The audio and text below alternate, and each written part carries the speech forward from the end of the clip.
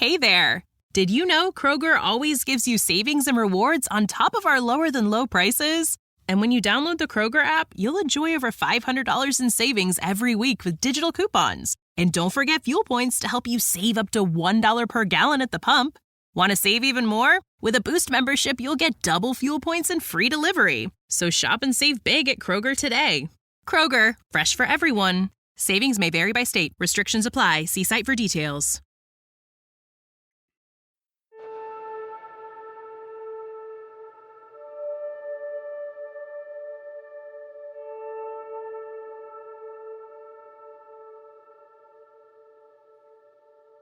Mika Zibanejad is a forward for the New York Rangers. On April 18th, he turns 31 years old. This season, he has 26 goals and 69 points for the league-leading Rangers and has 524 points in 564 games for them over 8 years. Mika Zibanejad was killed on Tuesday by Islanders defenseman Adam Pelech, which is the story that Rangers coach Peter Laviolette wants you to believe, that people have been talking about. We're going to discuss it here. Mike, this has been going on all day. Words have been said on TV, on Twitter, everywhere. I'm sure group chats across the tri-state area have been lighting up, and we want to have our say too. And so where do we want to start? Do we want to start with the Pelech Zibanejad incident? Do we want to start with the game itself? Do we want to start with Laviolette's comments? Where do we want to start? You this was your idea. You gave us the great idea for the title too. So where do you want us to begin this discussion of this one stupid game in this rivalry's history? Yeah, I think I want to start with the comments from Peter Laviolette and work our way backwards. Okay, perfect. So I clipped this. So let me put this in now so everybody can know what we're talking about. He's kind of muffled a little bit, and he does a little bit of acting here too, where he's very angry, and so he has to collect his thoughts. That's the gap that you hear right at the beginning. He's looking at the sky, thinking, "What can I say? How do I control my anger here before I Hulk out and bust up this locker room?" So that's the gap there. But just give it a second. The whole clip is about a minute long, so let me play that here. To start, have you heard anything about Mika's status? Just how he's doing?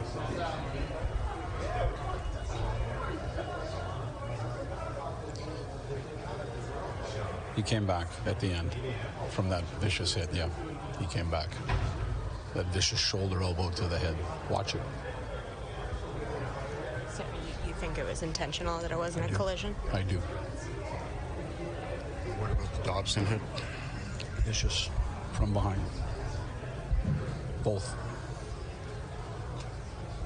What did you think of your team's response tonight in the second and third period? I think we owned the game.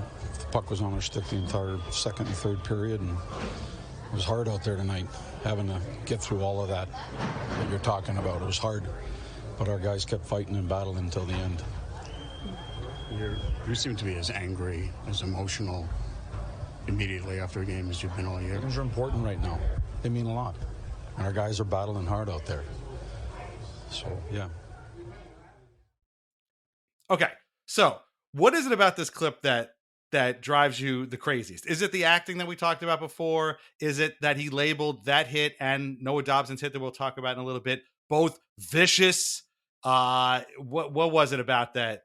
About this? Was it the whole thing? What was it that drive you the craziest? I got to be honest. I'm very happy he did this. I'm very happy. I'm not even kidding. Like this was the type of thing.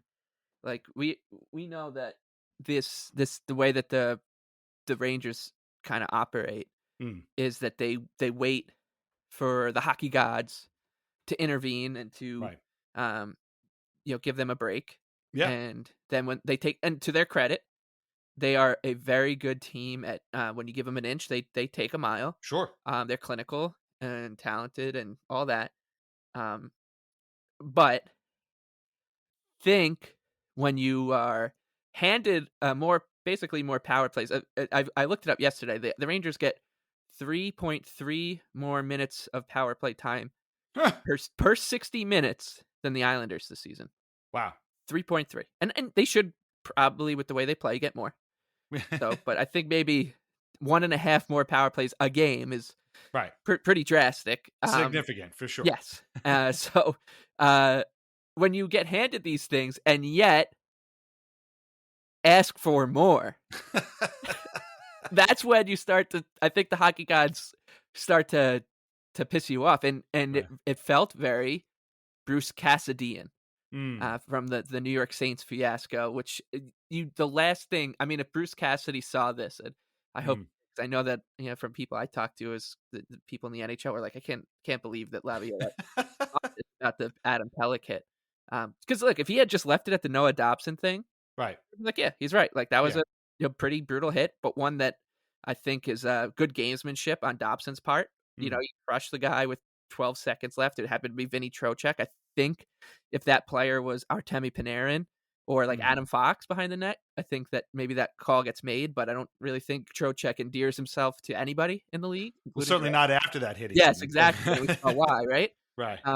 Love that nobody's really talking about that. Like, you're watching this guy scream in this ref's face, and it looked like Kelly Sutherland was goading him to punch him. Mm. Anyways, so you if you get handed all these situations, these breaks, and then you don't get one in a season where you're the President's Trophy favorite in a meaningless game, and you make that much of a big deal about it, I think, and we know that the Rangers are not a team that karma comes back for that often, but I think that might have been a maybe 1 yard too far from Laviolette, and we needed something like this, honestly. Like, I think it made me feel so much better about the entire Ranger situation in general, because all the goodwill that the Rangers have built up with people, of course, not Islander fans, but like rival teams, but Right. in other parts of the NHL who, the NHL is just so much better when the Rangers are good, right? Yeah. Frege, those kind of people. Yeah. All that goodwill kind of snuck out the window when he did that. And it was so petty and so meaningless and so needless that I was like, wow, they just like looked a gift horse right in the mouth. This is great. So I was thrilled. Yeah, no, that all occurred to me too. This is a team that has not faced really any adversity all season long. Yeah, they went through a bit of a slump there, I guess, in January, but I mean, so did everybody else. They never get a penalty called against them. Their entire offense is predicated on scoring power play goals, and as you pointed out, they get a lot of power plays. Right, they're always kind of gifted these power plays, and for once, things didn't go their way, and they didn't like it. And I don't want to jump too far ahead, but should the Islanders qualify for the playoffs and end up facing either the Rangers or the Hurricanes, it's basically going to be them versus the Rangers or the Hurricanes plus the refs, because as we've talked about, when it comes to the Hurricanes, Rod Brindamore has that entire fan base and that team coached to absolutely make their home arena a hellhole for referees. And so between those two groups, it's not going to be pleasant. But let's let's keep it here. So Laviolette obviously very, very angry after these two hits. The first one was the Islanders won the game 4-2, by the way. I forgot to mention that earlier. But the first one was by Adam Pelech colliding with Mika Zibanejad earlier in the third period. If you watch the tape as Laviolette, so when Laviolette watches the tape, he sees Adam Pelech sticking his elbow out and clocking Zibanejad in the coconut, right? Any other normal person watches that tape, and sometimes, in some cases, even abnormal people, because even Paul Bissonnette has watched this tape and determined that there's nothing here. But it looks more like Zibanejad skated into Pelech, expecting Pelech to get knocked down. He didn't. He fell down and he got hurt. Maybe he did come back on the bench, as Laviolette said. Pelech was looking the other way. He didn't even see Zibanejad from, maybe out of the corner of his eye. He didn't really see him and kind of stumbled a little bit, but that was it. In fact, he even turned and he called for the trainers and to come over and look at Zibanejad. But of course, the Rangers don't see it this way. And I want to read a thing here from our good friend Larry Brooks, who's writing for the New York Post.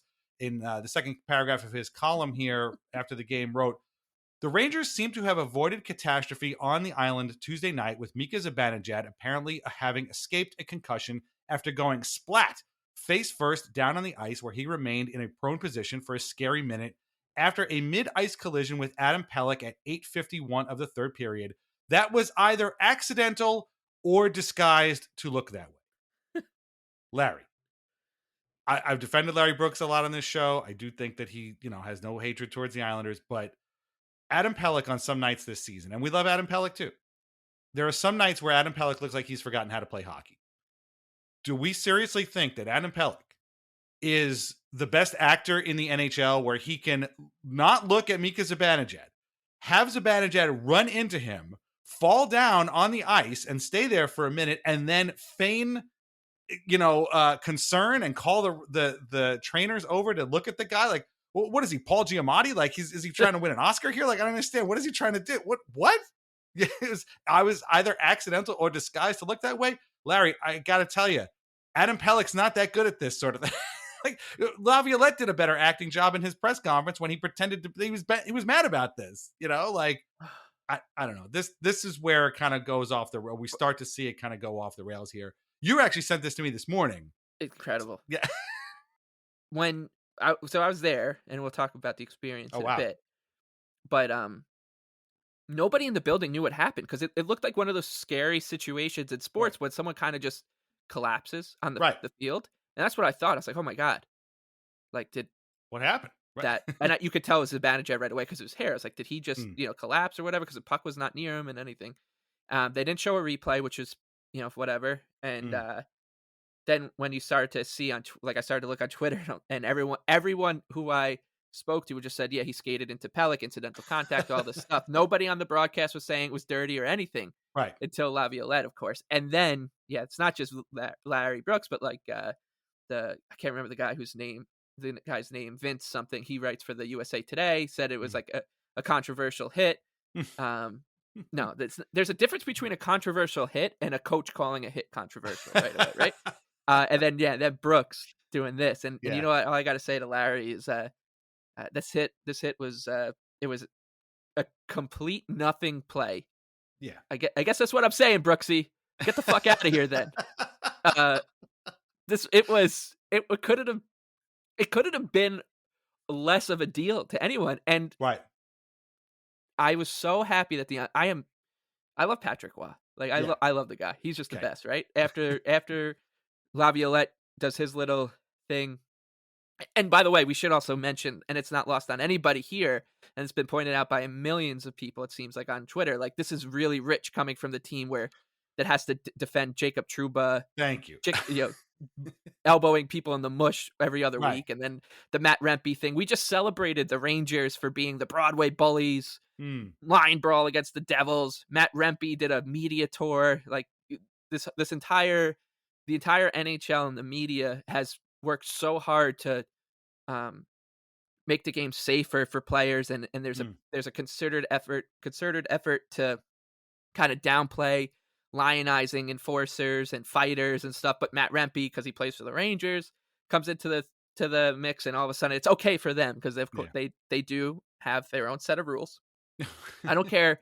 I think it's pretty black and white. Like, I know we're Islander fans here. This is an Islander fan podcast, so we're going to look at it through that lens. But I think you can make a pretty clear case that the Rangers they operate under a different set of rules from everyone. It's just a completely different organization. They get to, players want to play for them. Players will, the Adam Fox situation, Artemi Panarin, etc. Like, things are just going to break their way, and that's just part of our lot in life. But Rangers, Leafs, Penguins, those are the three that they don't and Vegas, they don't operate under the same rules that the rest of the NHL does, period. And so to have a team that when you operate under that pretense that, like, you just like you said, you expect everything to break your way. So it's incredible. It's incredibly rich to watch this franchise and this coach, after all of that, be like, look at that play. Once again, had he just left it at Dobson, we're not even sitting here talking about this. We're talking about a pretty terrible third period from the Islanders, and being like, damn, like this, they need to play better than that if they want to have a chance to make the playoffs and win a round. But instead, this is why I'm so happy he did this. We're getting to talk about this. The narrative has changed completely, and Patrick Waugh endears himself further to a fan base where you're running out of room for him to endear himself further because he just is so endeared. It's you keep the ceiling is just gets raised a little bit, and had some great quotes and where he pretended not to misunderstand Arthur Staple asking, Peter Laviolette said it was incidental. He goes, accidental. And Yeah. he's like, no, he said it was, or he said it was on purpose. And like, Well, I have the clip, so let me play Yes. the clip right Play it. here. And the first voice you'll hear asking why the question is Arthur Staple, and then the second voice you'll hear, I clipped out a couple of questions in the middle, is Andrew Gross, and that's the part that really got circulated. So let me play that clip right here. It's ironically about the same length as the Laviolette clip. So let me stick that in right here.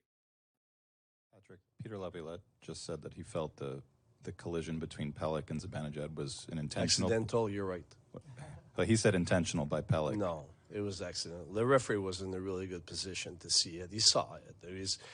I was more afraid that Pelech might get hurt on that one. I mean, he's the one that hit Pelech. I mean, it was the opposite, I think, that what happened. I mean, the same thing happened in Pittsburgh with the referee. So, I mean, it was totally accidental. There's no doubt in my mind. I mean, and I think Kelly was in a really good position to see everything, and he made it clear right away that it was accidental. So, but sometimes frustration make you say things.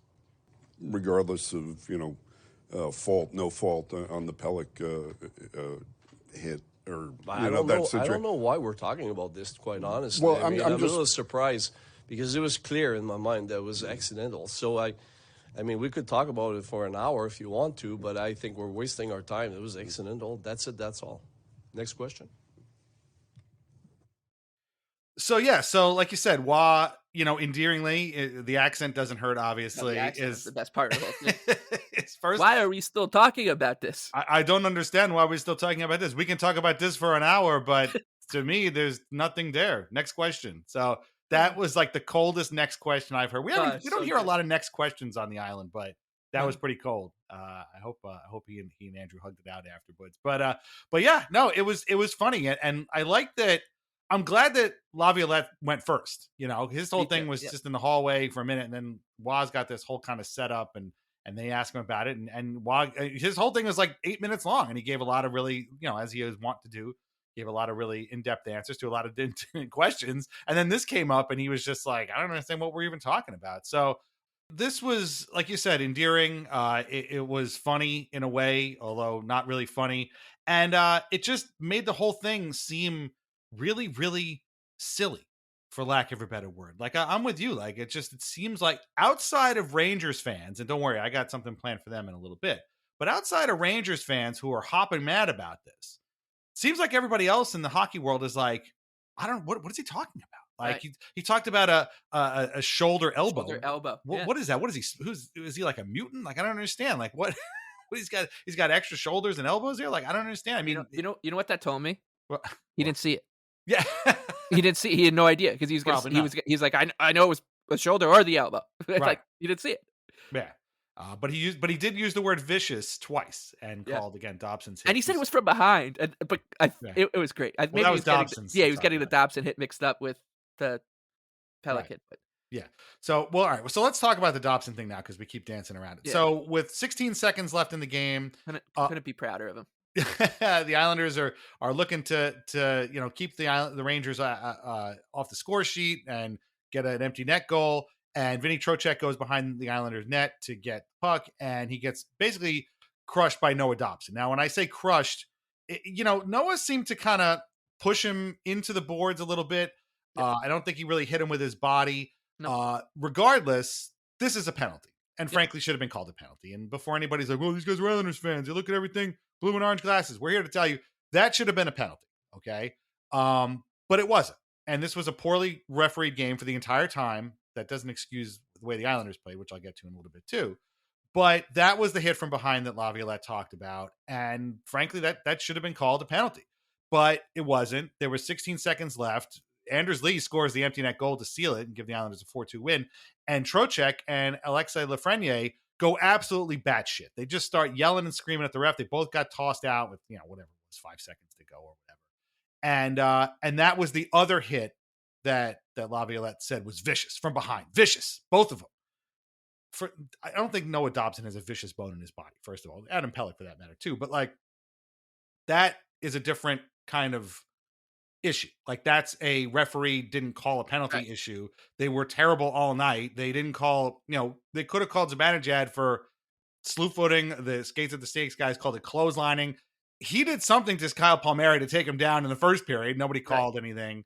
There was a bunch of other stuff that got let go too. So, Dobson should have been called. And if I was a team that lived and died on the power play, I'd probably want an extra penalty too, like you just said. But it wasn't. And there was like 10 seconds left in the game. So, I mean, come on, what are we talking about here? So, I don't know. That one is a different kind of issue. But at the same time, like you said, the Rangers are a very entitled group of people. They want what they want because they always get what they want. And they didn't like it. And so they're going to be mad about it for 4 days now. It's, the Dobson, first of all, like, and I hate to say it, but the player that we drafted before Victor Hedman was kind of a master at this kind of play, not the specific boarding, but when you'd watch him play, like in a 3-on-3, if there was like 8 seconds left in the 3-on-3, he would just like bear hug people, and he would, because he knew, right. for all that guy's,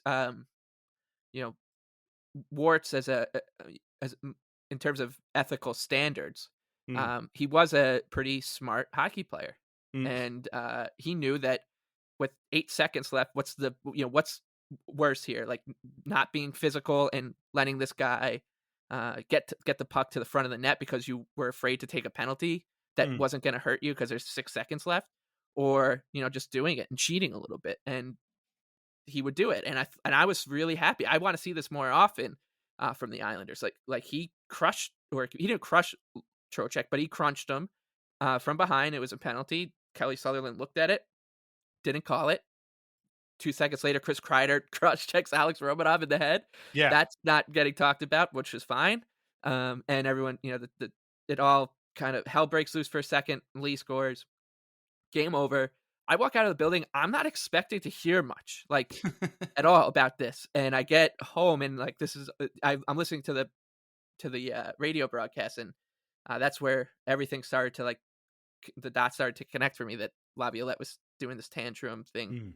Like you said, the act job was terrible, but it is so funny to me to watch them make the story of this game about not getting a power play. It is so rich for this team that has to shed. There was an article on ESPN written yesterday about how this team kind of has to shed that that quality, almost, of like that every have to prove themselves to be more than just a team that lives on and dies on the power play. And they scored 2 power play goals in this game. And like you said, it was poorly reffed. I thought the first call on Riley was bad, but it was inevitable, right? Like the Islanders were up 3-0 on the Rangers. It was pretty clear that the refs were not going to call another penalty on the Rangers. They were the slew foot, if you want to call it that. They had too many men on the ice at one point. There was one point where I think it was Eric Gustafson or Barclay Goodrow was just holding Simon Holmstrom's stick. Yes, I remember that. Like right in front of them, and he's like trying to yank it from him, and they're just holding on to it. Don't get a call there, and you're like, okay, so like we get it here. The Islanders are beating the Rangers too badly. The refs know the drill here. They're going to even it up, and then the first call on Riley was bad. And the problem with that is that if you make that call, that doesn't mean you don't, like, you're not going to call the stone cold penalties that are eventually going to come. Like the Islanders are going to take penalties in this game. Right. And so rather than just waiting for the legitimate ones, like you have to force the issue on the first one. Of course, the Rangers score, and then the Islanders take another penalty. Bortuzzo trips someone. It was a penalty. And they scored on that one maybe. And then, they killed that one off. And then there was that weird play where Varlamov's stick broke. The Islanders kind of didn't know how to handle the situation. Dobson puts one 6 rows deep, and of course the Rangers score on that one too. Like, you don't need to call the first one because the other ones are going to come. So you don't need to fabricate penalties with this team. Like they're going to come, and the Rangers are, of course, going to do it. They at that point on, I mean, it's just brutal to be in that building. Right? Like the Rangers scored 2 power play goals. You know that this game is basically 5-3. They hadn't even got their customary 5-on-3 yet. Right. And they had scored 2 power play goals. And so to have this team then make the story about a missed call at the end of a game with 15 seconds left, you're going to make that the story? Like, what was going to happen? He calls it, okay, the Islanders don't score the empty net goal. You take a face-off, you get a couple good looks. Hey, you might score on it because we're the Islanders and you're the Rangers, and that shit happens. Whatever. But it's like a 2% chance, if that. But that becomes the story, and they look like such babies. And that was what I think what came out of this game was like, oh yeah, like, no, this Rangers team is just a bunch of, they're prima donnas, kind of like they are spoiled. They're the the most spoiled team in hockey, I guess, and is a good way to put it. But I was not expecting that coming out, because when I left the arena with my brother, both of us, we were just so relieved. We realized at one point in that third period that neither one of us knew if we were breathing. Like you just stop breathing. You're holding your breath the whole time because the Rangers had the puck in the zone. And my brother's like, I don't think I've taken a breath. Like, and I'm like, yeah, like it's been brutal. So I thought that this whole game was going to be boiled down to, one of your classic lines, a feel bad win, but with one little hissy fit, like Peter Laviolette changes everything for me.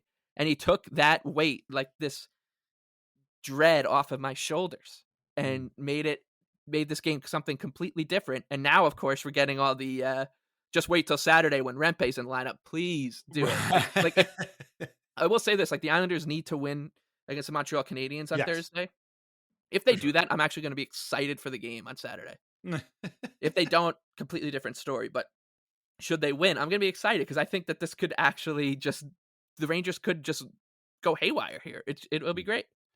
Well, listen, that's a lot. And there's a couple of things I want to touch upon. One, first of all, as much as I enjoyed watching the video of Peter Laviolette throwing that tantrum, to me, this was still a feel bad win. I did not watch the third period of this game. I turned it off 6 minutes in because my wife was back from picking up our daughter. And I was like, I know the way this game is going to go.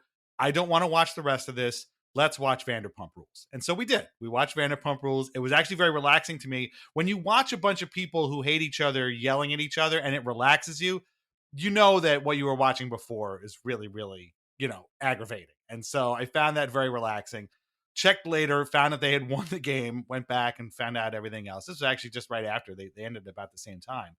And I was just mad. I was even mad this morning about how they played that game. They had a fantastic first period. They ran the Rangers out of the building in the first period. And then they just stopped.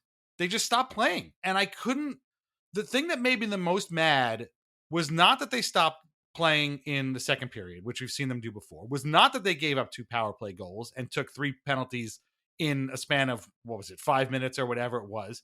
Not that they just played sloppy and stupid, but it was after the second period, and Shannon Hogan and Thomas Hickey are doing it. Now, we love Shannon, and we love Hickey. Hickey, who, by the way, we talked about him being a great broadcaster when he was still playing for the Islanders. So, it pains me to say this. What am I talking about? She was talking to Matt Molson, another guy I love.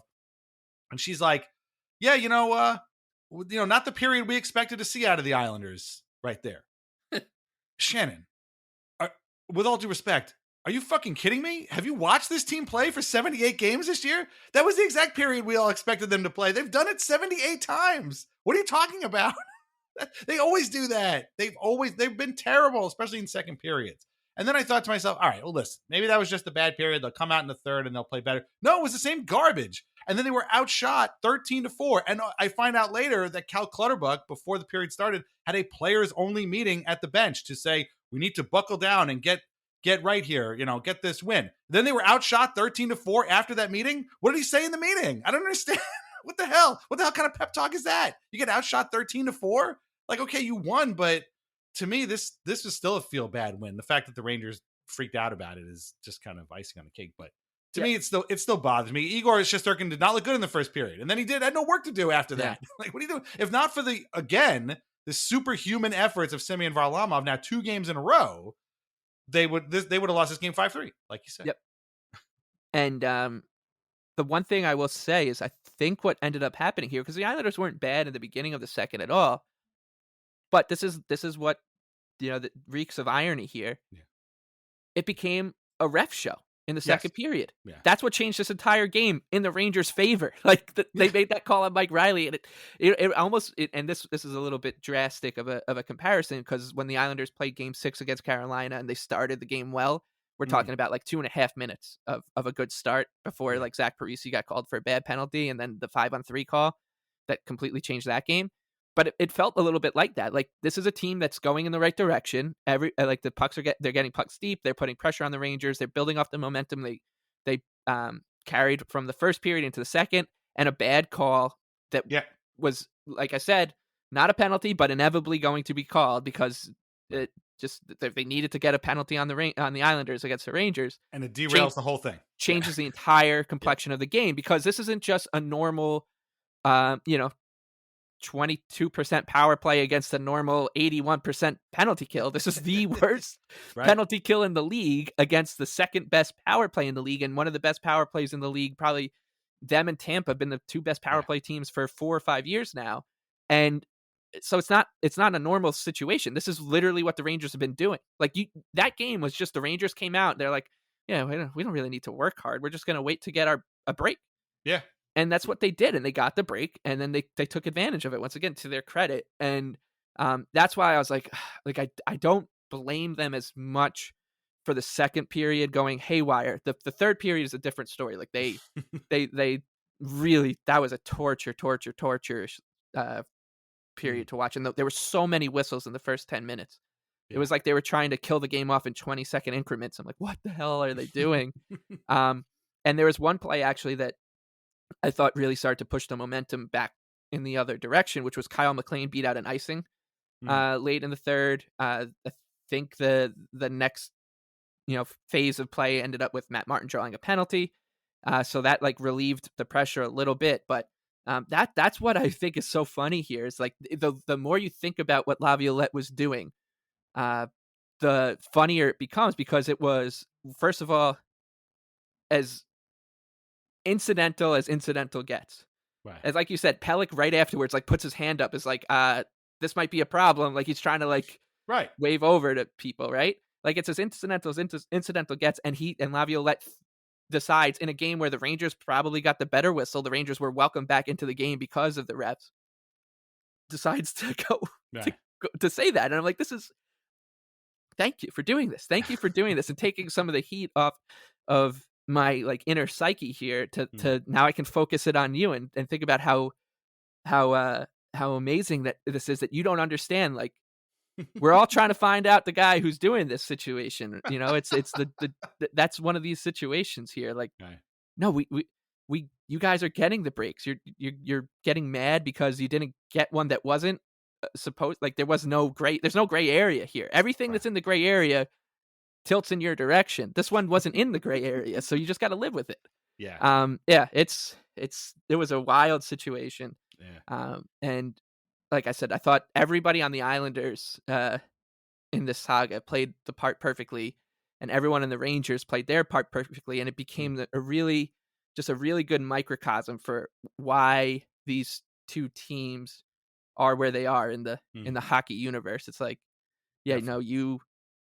we understand, like, you're the team that gets the breaks. No one's arguing that. Like we've put our hands up. We've tapped uncle that you guys are going to catch all these breaks forever. But when you push it too far, we're gonna push back a little bit here. And the entire hockey world recognizing that was pretty great. And I'm really excited. Hopefully I get to be excited for Saturday. But big work to do before that. And now, a word from our sponsors. First is VintageIceHockey.com, where you can get t-shirts, hoodies, jerseys, mugs, and more, featuring over 100 classic hockey logos. Vintage Ice Hockey also carries our Al Arbor and the Island merch, and our portion of the sales always go directly to the Center for Dementia Research. Use the code ANXIETY20 to save 20% off an order of 2 items. That is VintageIceHockey.com. Try wines from the Pinot Project. They offer a Rosé, a Pinot Grigio, and a Pinot Noir that was named a 2022 Top 100 Best Buy by Wine Enthusiast magazine. All are delicious, priced at less than $15 a bottle, and available at local wine shops and at UBS Arena. Learn more at thepinotproject.com. Please drink responsibly.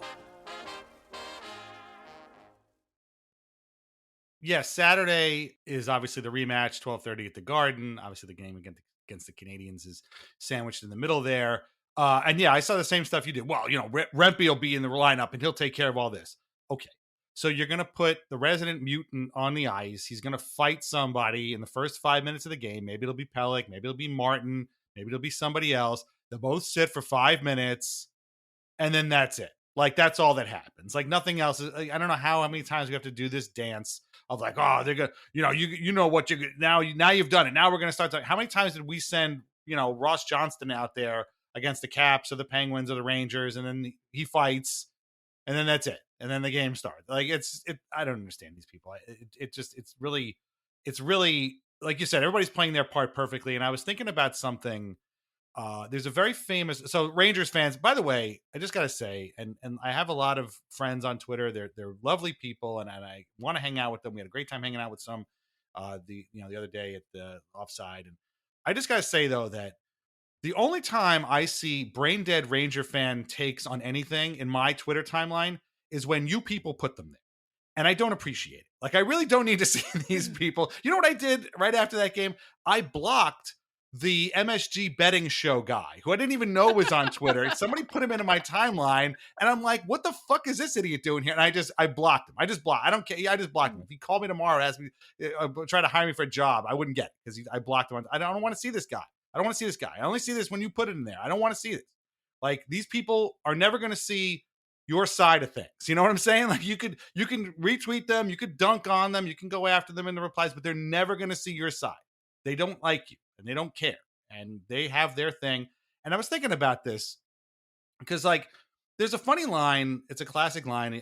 Stan Fischler would have heard this line, so it's a very old line. But there was an old comedian named Joe E. Lewis, not Jerry Lewis, Joe E. Lewis, and he had a line that said, "Rooting for the Yankees is like rooting for U.S. Steel." Now, U.S. Steel was obviously a big monopoly. You had to buy steel, you got it from them, so it was like this ubiquitous thing that what's the point of rooting for them? They're going to win anyway. They were the big monopoly, so that's what rooting for the Yankees was like.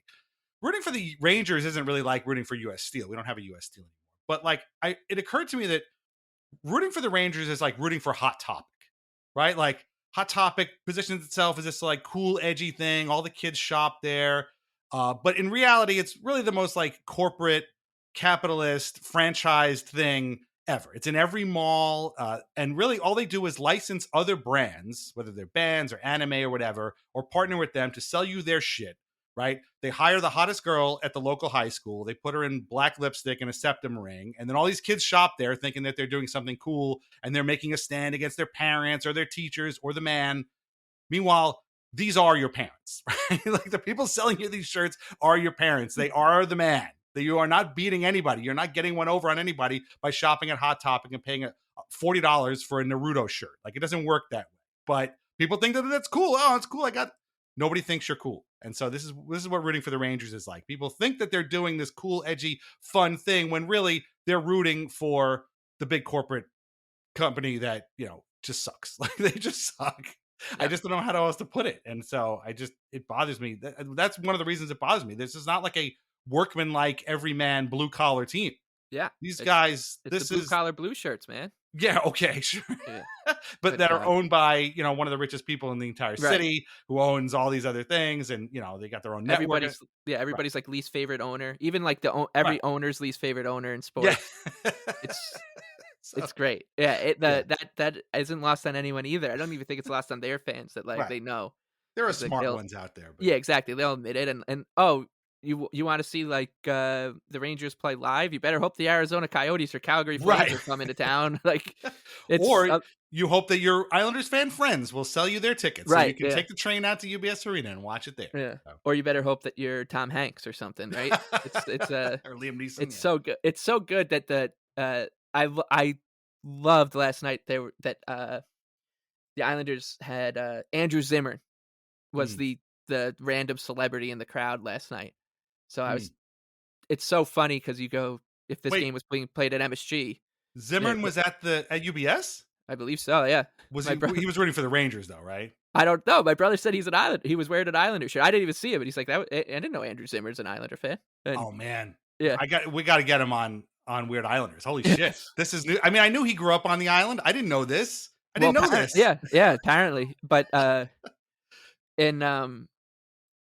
but I was thinking like, if this game was played at the Garden, first of all, we wouldn't be here because it would cost like $400 to get the seats that we were in, and we sit in the God, so it's not like we're on the glass or anything. And then the entire second intermission, every whistle, you'd see someone who's nominated for an Academy Award, or somebody who I've never heard of who's winning Grammys now. But yeah, that is who you're rooting for. I thought you were going to say that rooting for the Rangers is rooting for like Visa, like it's just like this thing that right everybody needs.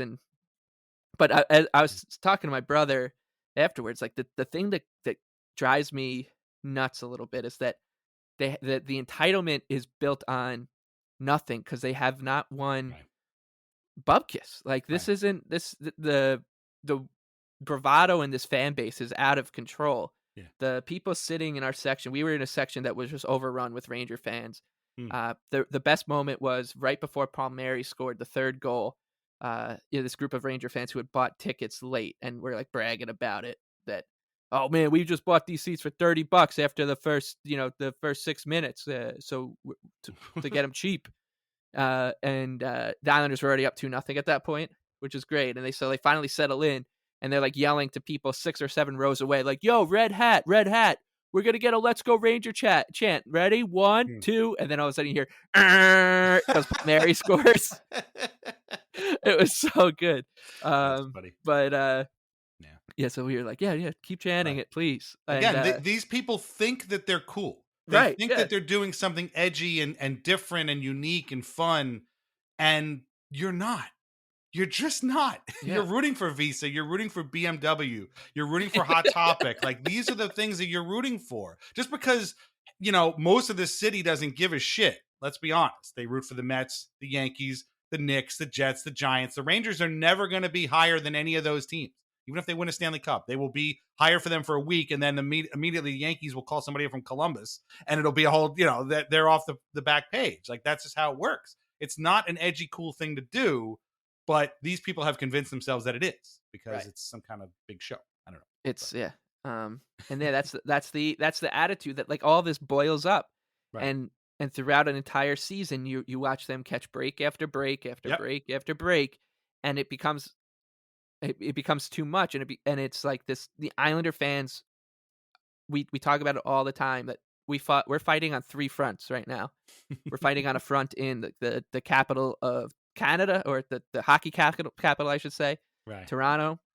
We're fighting one here on Long Island, and of course we're also fighting one with the Rangers. Like, we have to fight these other wars. And I saw Arthur Staple in the intermission, and me and my brother were like, it's just such a difference between Islander and Ranger fans, because you could just look at someone and tell, because you're like, I could see that person's an Islander fan because they are wearing it on their face. Like, they're not. There's like a little bit of a 1,000-yard stare there. They're in the weeds. Like, they know the layers that you have to get to find to find these breaks at the Rangers. Like, you have to go looking for them at some point. You're like, oh well, this goalie, Louis Domingue, is the Rangers faced 0 starting goalies in their last long playoff run. Right? They placed Casey DeSmith got hurt because Tristan Jarry was hurt, and then Louis Domingue comes in. And then the next series, they faced Antti Ranta and Pyotr Kochetkov. Like, we know these things. We watch Alexis Lafreniere rip Marcus Pettersson's helmet off. Yeah, that's right. Yeah. With 6 minutes left in Game 7 of a series where they only came back from 3-1 down because Jacob Trouba elbowed Sidney Crosby viciously in the head. Like, I know all these things. Like, I know these breaks that they caught. They don't understand, like, because these breaks, they don't even register in their head, because it's just, they're so used to it. Right. It's like for us seeing like a New York taxi cab, or if you're in London, seeing a London taxi cab. It doesn't really register. You see it all the time. Right. But for people who aren't used to it, they're like, oh, that's cool. Like, there's a vintage New York cab, or a classic London black cab. Because these things just, they don't understand that. You catch that. You're catching that break every time. You're catching that break every season, every game. You're catching these breaks. The refs are totally in on it, and they understand the deal here. That you guys got to get yours on the power play. We got to figure out a way to get this game there, and we will. Trust us. And all season long, and then they have the audacity to go and complain. And it's one thing if fans do it, because every fan thinks that a league and a television network and a play-by-play caller are against their team. It's just part of the fan experience these days. But for a coach to do it in a regular season game that is completely meaningless for them, and all but certainly going to be meaningless for them, is so good. And, by the way, a coach who knows both sides of this rivalry, who I'm sure had his moments when he was coaching the Islanders, was like, Jesus Christ, that team. Oh, yeah. Catch. And his captain of that team is on the bench with him. So, well, somebody made the point on my Twitter timeline that this is a little bit like what Mike Milbury did in that Leafs playoff series, get the tape and then showing the Brian McCabe can opener thing. And so, Laviolette's been around a long time. He knows what he's doing. That's why that acting job made me laugh when he's like, like he was kind of like, he was like Hulk Hogan trying to Hulk out, get hulked up or whatever. So they'll never get it, much like the same way the Leafs media will never get it. The Penguins media will never get it. The Oilers media, well, they kind of get it a little bit, I guess. But certain members of certain places won't ever get it. And it's just, it is funny that even they're just being here on the cusp of a President's Trophy. And again, make no mistake, we're not saying that this is a bad team. This is a good team.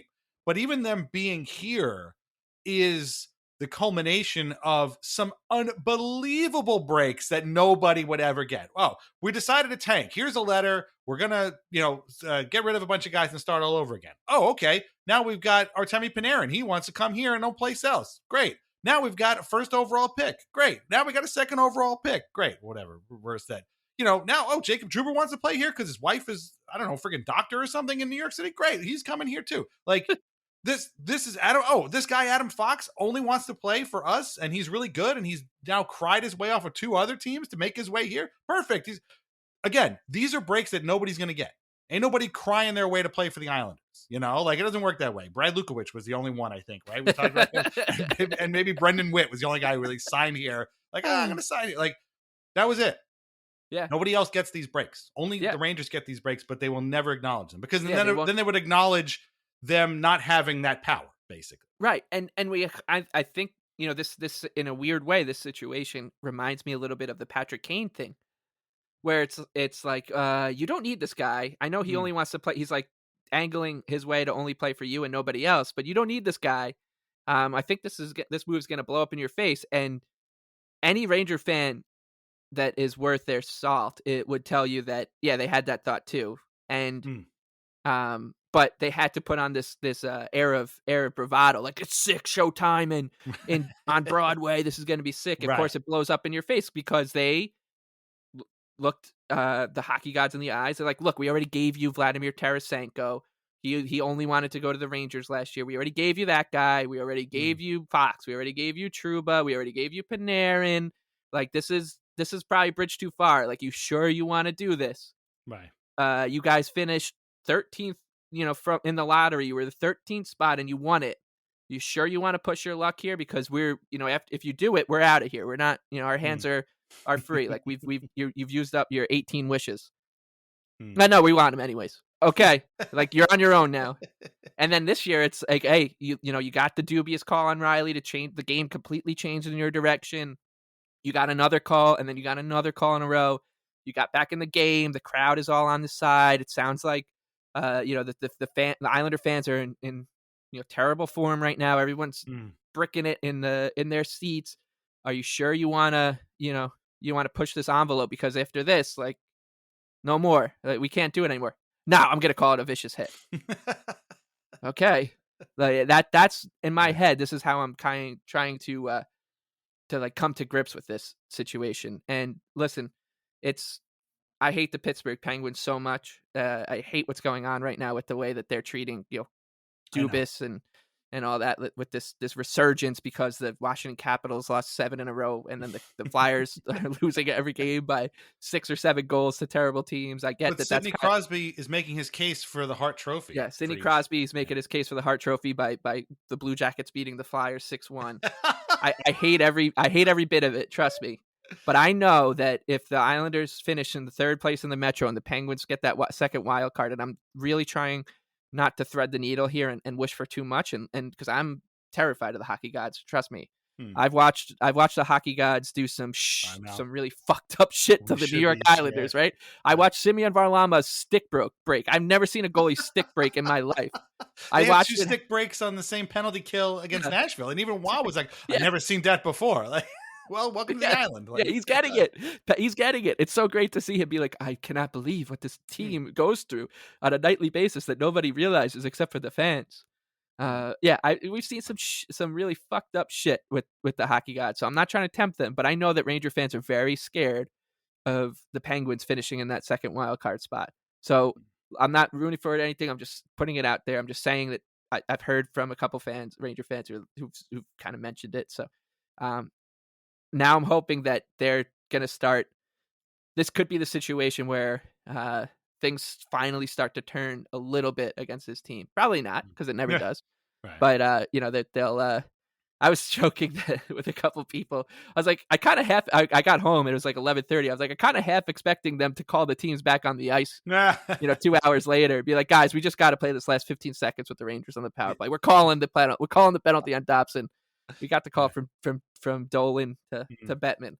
But yeah, it's. I completely forgot one thing, and we're almost, I think, done here. But there was one moment from that game that also encapsulates the relationship between the referees and the Rangers, and that was when there was a face-off in the Islanders zone, and the puck was dropped, and Brock Nelson did not move. Oh my god! And whoever was at center for the Rangers won the face-off, and everybody was like, "Oh, okay, we're just going to keep on playing." Yeah. Even Butch was like, "Oh, all right, they're just going to." Or Brendan was like, "Oh, we're just going to count that," and they just kept on going. Yep. And I was like, "You got to be kidding!" Like it didn't come to anything. I was convinced they were going to score a goal there, but I was like, "What are we doing here?" Like, what, I know. I like if you went back and watched that game, and if you picked a random selection of 10 Ranger games this season and got a notepad and devoted yourself to a day of just watching their games and writing down every break that the Rangers get, you would just be flipping pages. And as we keep saying, like it doesn't register because this is just they're just so used to it by this point, and it's an entitled fan base, and seeing other people like raise that aren't and part of this rivalry on Twitter was nice. To see some of the world's worst people be like, no, like this is a team that's winning the President's Trophy and they're complaining about this, and then the fans are calling for Matt Rempe to come and annihilate Noah Dobson and Adam Pelech. I'm like, God, thank you guys for finally, like, everyone's starting to catch on here, and I mentioned that kind of deal with the Devil with the Penguins the other day, but the other really sweet part of that would be that, of course, Sidney Crosby is an icon and a role model to you and me and everybody nobody's ever had a bad word to say about Sid. How can you not root for this guy? I don't care who you root for. How can you not root for Sidney Crosby? I can fucking show you. But another silver lining with that would be that everybody would be rooting for Sidney Crosby against the Rangers. Like, wouldn't this be great if he could will them to a series win? And it would be fucking terrible for us, of course. But it's these thoughts are starting to percolate in my mind only because of what happened after the game in the hallway of UBS Arena with the Rangers step and repeat behind Peter Laviolette and Larry Brooks with his arm out, and the other people from the Post and everywhere being like, I really wonder like what they expected him to say.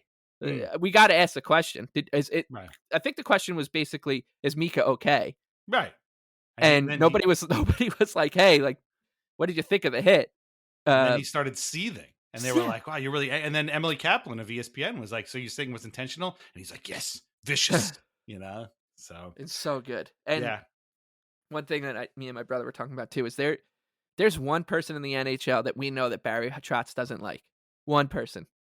And it's Peter Laviolette. Right. Oh my God. And now you start to see, I wonder why this guy's got such a short shelf life at different organizations now. And wow. It's crazy to say, man, because that 2001, 2002 team, I love them. Like, I love them so much.